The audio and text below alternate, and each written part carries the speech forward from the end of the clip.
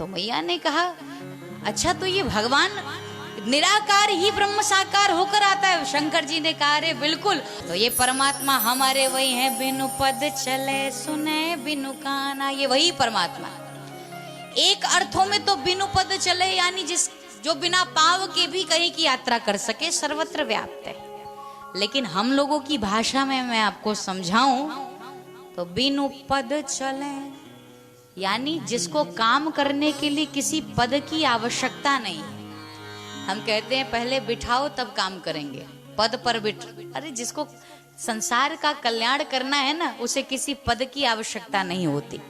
कर बिनु कर्म करई विधि नाना, कर बिनु कर, एक तो हम लोग हाथ को कहते हैं कि बिना हस्त के भी अनेकों कार्य कर रहा है, लेकिन हम लोगों की भाषा में कर यानी टैक्स, कर कहते हैं ना कर जमा करना, कर यानी टैक्स। जो हमेशा मुफ्त की सेवाएं दे रहा है और जिसने आज तक आपसे 1 रुपया लिया ना हो, ईमानदारी से बोलो, ये बिजली जलाते हैं जो पे करना पड़ता है ना, पैसा देना पड़ता है सरकार, पानी ले रहे हैं, बिजली ले रहे हैं, लेकिन सूर्य भगवान ने आज तक कभी अपना टैक्स मांगा कि कब से हम आपको उजाला दे रहे हैं, हमारी दक्षिणा दो, कभी नहीं मांगा। ये जो ऑक्सीजन हमें मिल रहा है ये वृक्षों के द्वारा, क्या वृक्ष ने कभी अपना टैक्स मांगा? कभी नहीं। आपको लकड़ी के अच्छे अच्छे फर्नीचर चाहिए अपने घर में, लेकिन अपने आसपास कितना वृक्षारोपण करते हैं आप। यदि आपकी इच्छा है कि आप अपने प्रकृति का, अपने परमात्मा का भी थोड़ा टैक्स जमा करें, तो आपसे मेरा निवेदन यही है कि वृक्ष लगाना प्रारंभ करें। संसार की जो स्थिति चल रही है, जितना हो सके वृक्षारोपण करें। ये वृक्ष हमें मुफ्त में ऑक्सीजन देते हैं, आज तक कभी पैसा नहीं मांगा। जैसे माताओं, एक बार एक व्यक्ति को दिल का दौरा पड़ा, हार्ट अटैक आया, और जब वो डॉक्टर के यहाँ एडमिट हुआ तो जब उसको ऑक्सीजन दिया जाने लगा तो डॉक्टर ने कहा आपको बचा पाना मुश्किल है, आपको हम बता देते हैं। तो वो रोने लगा। तो डॉक्टर ने कहा चिंता मत करो, अगर आपको बचा लेंगे, आप हमें 20 लाख रुपया दे दो, आपके प्राण बच जाएंगे। अब आम आदमी 20 लाख रुपए कहां से लावे? क्या किया जाए? बहुत परेशान हो गया, लेकिन रो करके उसने एक ही बात कहा। उसने कहा डॉक्टर साहब ने कहा बहुत दर्द हो रहा है मेरी, या फिर पेमेंट सुनकर रोना आ रहा है। तो उसने कहा पैसा सुनकर रोना नहीं आ रहा है, मैं रो तो इस बात के लिए रहा हूं कि तुम मेरे दिल को थोड़ी देर संभालने के लिए मुझसे 20 लाख मांग रहे हो, लेकिन मैं धन्यवाद देता हूं अपने भगवान का, जिसने 60 साल तक इस दिल को संभाला और आज तक उसने कभी 1 रुपया पेमेंट नहीं मांगा, उसने कोई दक्षिणा नहीं मांगी। वो परमात्मा कितना अद्भुत है, वो परमात्मा कितना धन्यवाद का पात्र है। उस परमात्मा की कृपा को समझिए। कर बिनु कर्म करे विधि नाना, भगवान से बड़ा कोई वक्ता नहीं। भगवान अद्भुत हैं।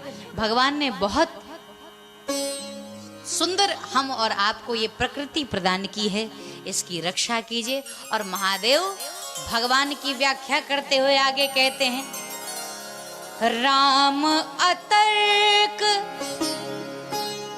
बुद्धि मम बानी, मत हमारे यस सुनहु सयानी। राम तो बुद्धि से परे हैं, राम को समझना है तो भाव से ही समझा जा सकता है।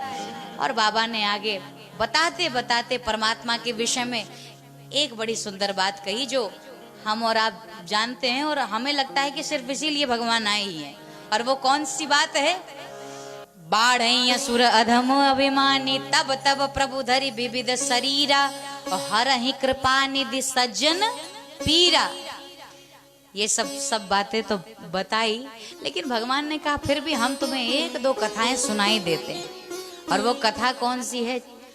जन्म 1-2 कहूं बखानी, सावधान सुनु सुमति भवानी।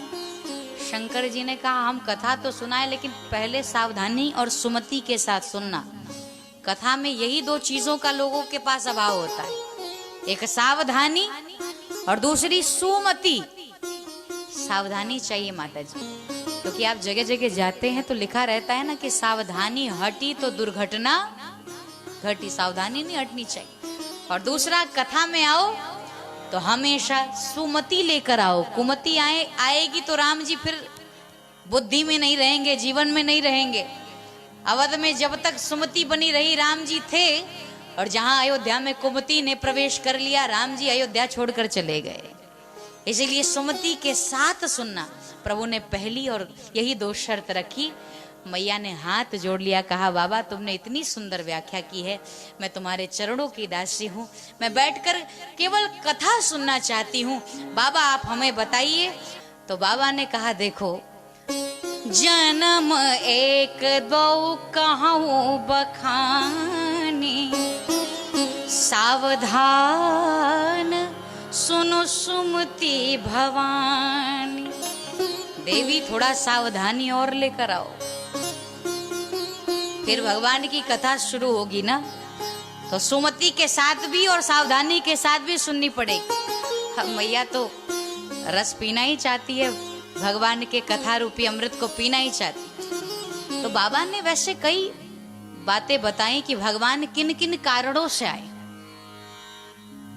वो प्रताप भानु की कथा सुनाई, सती वृंदा की कथा सुनाई, जय और विजय की कथा सुनाई। जय और विजय कोई और नहीं थे बल्कि हरि के द्वारपाल थे।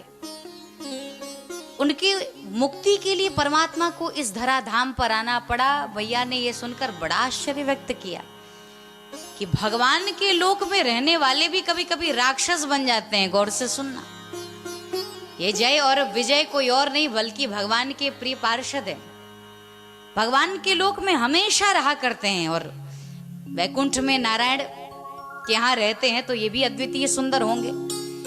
लेकिन जिस समय सनक सनंदन सनातन सनत कुमार ब्रह्मा जी की प्रथम सृष्टि जब दर्शन करने के लिए भगवान का वैकुंठ में गए हैं, सनकादिक के पहुंचते ही जय और विजय ने द्वार पर ही रोक दिया। और रोक दिया, कहा रुको यहीं पे, भगवान अभी नहीं मिल सकते, भगवान से पूछ कर आते। आपने देखा होगा ऐसा कई जगह, किसी बड़े अधिकारी से आपकी बहुत अच्छे संबंध हो, लेकिन बहुत अच्छे संबंध होने के बाद भी कभी कभी जब आप उनसे मिलने जाते हो तो द्वार पे खड़े जो चमचे लोग होते हैं पहले ही आपको बाहर ही से विदा कर देंगे। अरे वो बिजी है महाराज, चलिए आप बाहर बाद में आइएगा। अब उन तक बात पहुंची भी नहीं है और आप बाहर से ही चले जाते हो। बोलो सियावर रामचंद्र की। लेकिन जय और विजय को पता नहीं था कि संत और भगवंत के बीच कोई भेद नहीं है। संत तो जब चाहे परमात्मा से मिल सकते हैं, पर उन्होंने जब संत का आदर नहीं किया तो संतों को क्रोध आ गया, और क्रोध आया, उन्होंने श्राप दे दिया। उन्होंने कहा ये भगवान के लोक में रहते हो और भक्तों को, संतों को भगवान से मिलने के लिए रोकते हो। जाओ हम तुम्हें श्राप देते हैं, एक नहीं 3 जन्म के लिए तुम राक्षस बन जाओ।